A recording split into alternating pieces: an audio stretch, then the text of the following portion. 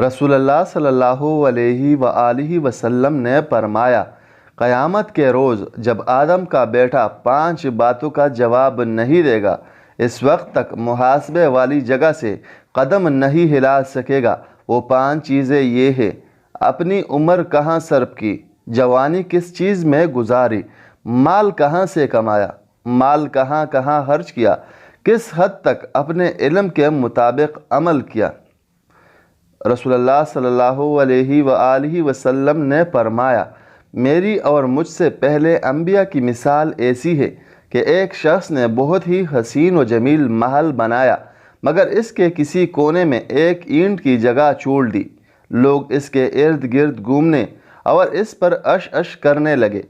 اور یہ کہنے لگے کہ یہ ایک اینٹ کیوں نہ لگا دی گئی۔ آپ صلی اللہ علیہ وآلہ وسلم نے فرمایا،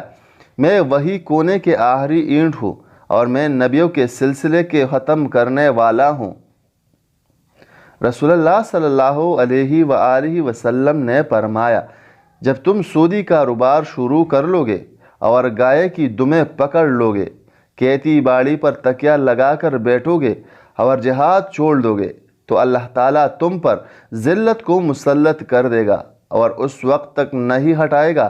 جب تک تم اپنے اصل دین یعنی جہاد کی طرف لوٹ نہیں آتے۔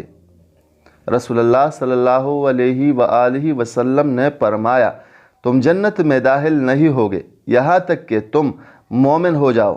اور تم مومن نہیں ہو سکتے یہاں تک کہ ایک دوسرے سے محبت کرو۔ کیا تمہیں ایسی چیز نہ بتاؤں کہ جب تم اس پر عمل کرو تو ایک دوسرے کے ساتھ محبت کرنے لگو، آپس میں سلام کرو،